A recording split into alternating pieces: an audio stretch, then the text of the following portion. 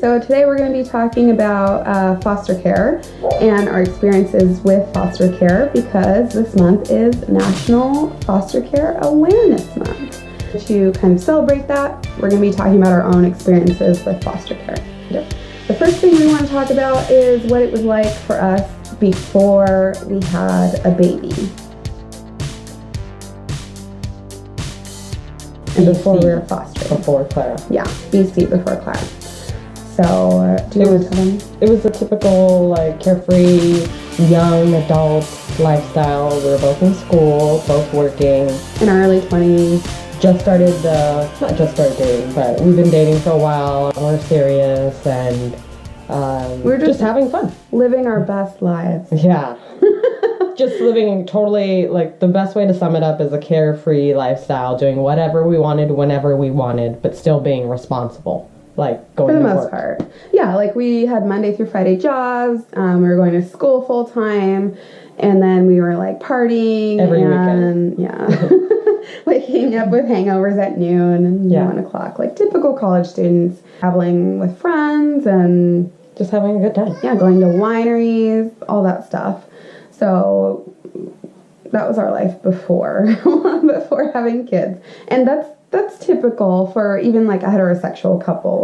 Before they had kids, they went out and did stuff. But we didn't have time to prepare. Hold on. Yeah. We literally had a few days notice, where most people get, 9 months, maybe less, depending on the situation. But typically at least a couple months. But we got literally a couple days. Yeah. And then it was here's a list of stuff you need.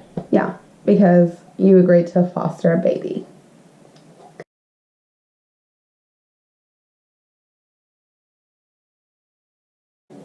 While living this carefree best life, we went on a trip to Lake Havasu in Arizona with my family and some friends. And while there, a family member told me about this family member that I grew up with, that I was super close with all through childhood. They told us that she was pregnant. This was kind of alarming to us because she struggles with addiction and mental health. So that's why we used to be close and we're not close anymore. This was the first I'd heard about anything about her for a while. So when we heard that, we just kind of thought, well, maybe this will help her to straighten her life up and, just get things back to where they need to be. And we didn't put much thought into it after that. This was a month and a half before Clara was born. And the night before she was born, we had gone on a date night, which was every night looking back. But we went on a date night in Long Beach and we were even literally discussing having kids. We were when are we going to have kids? When do we want to get married? Thinking we had been together 2 years. We were kind of just thinking about things. And I remember I took a picture of a sunset and I was I can't wait to watch the sunset with our baby one day. And then the next morning... Literally, we're not exaggerating. The next morning I had a text message on my phone from my close family member that was pregnant and letting me know that she had given birth. And she was at a hospital not too far away from the house. So I decided I'd go down there, see her and the baby. But before I got down there, I also got a call from another family member telling me that due to her addictions, the baby was born exposed to drugs, and the county was going to be removing the baby from her care. So I said, let's foster this baby. We had talked previously about fostering, and we were going back and forth about if we wanted to do it or get pregnant. It was just kind of a discussion we had, and we said one day we want to foster. So I thought, let's just try it out and see if we like it. It's a relative's baby, she'll get her stuff together in a few months, and it'll be a nice way for us to get a feel for foster care. So we offered to do that. Once we offered to do that, we had to go through everything as far as being a foster parent requires. So our home inspection, piles and piles of paperwork, meeting with social workers, having different live scans. So it was typical fostering. It was just exhausting just from the start. Luckily we kind of had a moment to prepare because Clara was a preemie. So we had about 2.5 weeks before she could come home from the hospital because she had to gain enough weight. She had to be 5 pounds. Yeah. So that bought us a little bit of time just to make sure we had everything in order. We had everything we needed, or so we thought. And like she said, we had a little bit of a breath for a second before our life changed in every way possible. Yeah, so finally we got the phone call saying she could come home. Then we started monitoring visits. Yeah, and that didn't last very long because we had some issues. So then those visits were moved to a county location where a sheriff can oversee the visits. With the bio parent, with bio mom and bio dad, we had some issues. So at that point, the social worker felt more comfortable with the county hosting the visits, and we felt more comfortable too. There was a sheriff present. It was not on us, and we could just focus on Clara and her needs and helping her meet all her milestones at that time. Exactly. Yeah. A few months after that happened, our case was moved from Orange County to Riverside County, which for those people not familiar with Riverside County in California, it's just not the best county in Southern California. It's probably one of the counties you don't want anything government related to go to just because It's impacted. Yeah, they're super impacted and they just, everything is... The social workers, like their caseloads are insane, so they just have very little time for their cases, and we just became another case. Yeah, we fell through the cracks, which also led to our case being extended, which is the reason it took us 25 months 25 to adopt Clara.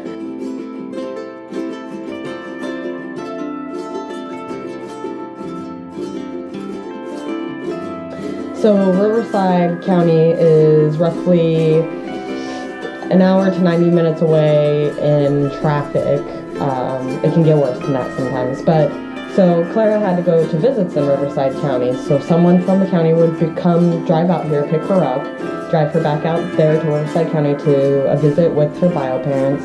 And then after that was done, drive her back out here.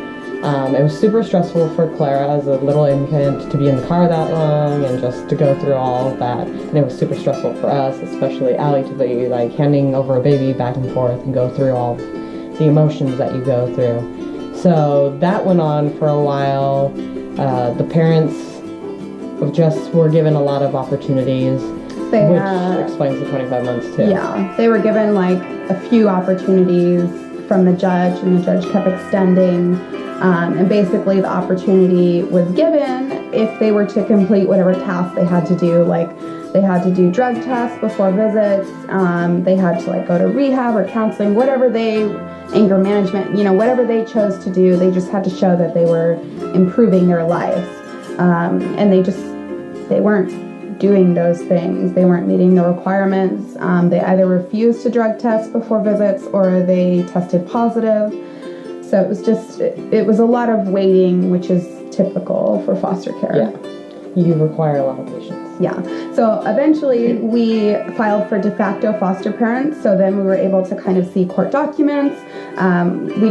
We basically had more rights, more availability to like documents and to know what was going on with Clara so that we could advocate for her, which was awesome. Yeah, that really changed things for us in a good way. Yeah. But shortly after that, we found out that we would be able to adopt Clara. So we were ecstatic that there was finally a light at the end of the tunnel. And once that day came, it was the best day ever. Yeah. So their parental rights were terminated in January of 2016. And it was like a rough day because it was like a loss for, Clara and her bio parents. But it was also like just such a relief to know that she would be safe with us for the rest of her life. So it was kind of like, it was like a sad moment, but a happy moment, if that makes any sense. It was bittersweet. Yeah, it was bittersweet. And then around April, May, we were given all the documents to sign for the adoption. We turned those in, and unfortunately for us, we fell through the cracks a little bit more, and we didn't end up actually adopting her until October. So from May until October, it took 5 months for us to get through this process when it really should have taken like maybe 4 weeks. Our paperwork kind of just slid under, and unfortunately I had to be the bad person. I had to call and bug them and do whatever I had to do to get our case moving along, and sadly that took about 5 months. Yeah. So But finally we got to adopt her in October of 2016.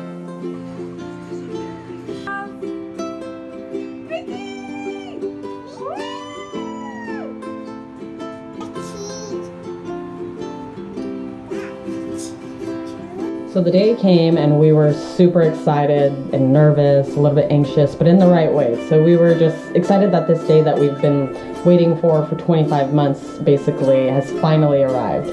And when we got to the courthouse, we had invited a lot of family and some friends, and everyone came to support us and show their love. And it meant a lot to have such a big group with us, just to show Clara that she's like officially a part of this family and everyone supports this. Who showed up and who was there just to like show that they loved Clara and they loved us and they supported what we were doing. And it was also Tashina's family that was there, like her relatives, Clara's biological mom's mother, so Clara's grandmother was there too. So it was cool to see just how much support we had, and it just like it meant a lot to us. It was amazing to hear like all the cheers when the judge made it official. Like it was just like it gave me chills. Yeah, watching it over again kind of, it gives you chills, and then you kind of get like a tear in your eye just because you kind of feel that love that everybody was giving to us. Yeah. And it kind of made it nice to start our little family with so much love and support. Yeah, it's a really cool experience when you get to adopt a kid from foster care. Yeah, it's a journey for sure, Yeah. but it's a nice, beautiful story at the end. Yeah.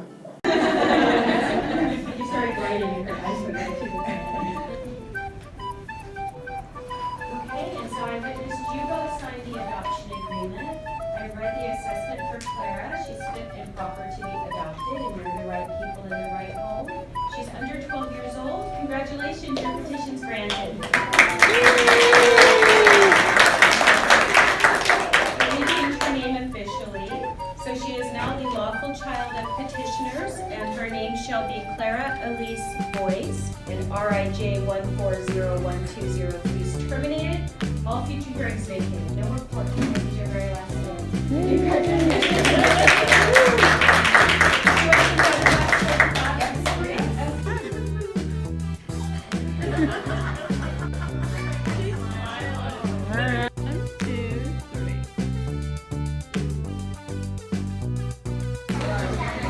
Show me your balloon. Say cheese. Smile. After we finished the whole process, we kind of swore off foster and adopting again because we were kind of traumatized, for lack of a better word. But the whole 25 months just left a sour taste in our mouth, so we were kind of like, let's not do that again. Let's figure out another way to pursue having children. So we kind of just swore off of it for a while. Yeah, we decided to get pregnant and went through a sperm bank. We ended up miscarrying, and it was just like this terrible, heartbreaking experience. So before we had decided to get pregnant, we had actually taken the foster parent classes again to start fostering, and we were like, okay, we'll foster and we'll try to get pregnant at the same time, and whatever happens, happens. We got kind of just like caught up in trying to get pregnant, which ended up in the miscarriage, and then we just stopped and we were like, what are we doing? Like, why don't we just help these kids that are here? And like, there's so many kids that need just a good home. Love. Yeah. Yeah. They just want to come to a good home where they're safe and they get love and they have food, just the basic needs. Warmth, like clothing. And we have all of that, so why put ourselves through so much emotion and heartbreak and expense too. When there's literally, unfortunately, tens of babies every week that need a home. Yeah. And, in Orange County, there's an opioid crisis going on right now. So there are, unfortunately, a lot of infants being born exposed to drugs. So we had that background with Clara, and we figured, why don't we do something to help? And even if that child's only with us for like a month or they're with us for 2 years, at least we know we've made some kind of difference. Yeah. A positive difference. Yeah. So that's where we're at. We kind of have come to peace with the notion of like a child being placed back with their bio parents. It just comes with the package. Yeah. So we've made peace with that, and we know that Clara can like maybe have more than one sibling in her life, and like she's getting older now, so she'll remember these kids being placed with us, and we'll have pictures, and until we have our second forever baby. That's where we're at with fostering. Thanks for tuning in, and we hope you enjoyed all our little videos. It was good for us to like go back and reminisce. Yeah, and cry. You cried. No. Yes. Don't forget to subscribe below and like this video, because the more likes that we get, the more it pops up in search engines and the more subscribers we'll get.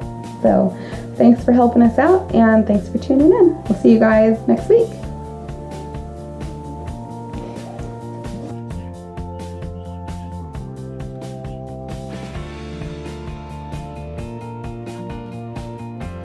Yay! No.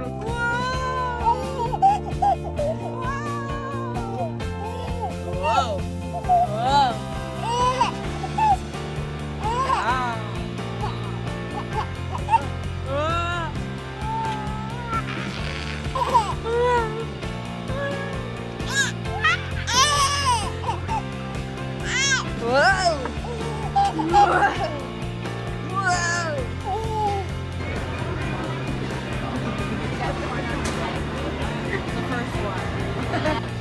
Thank you. See, you're okay. Danny, you're... Is that a bird?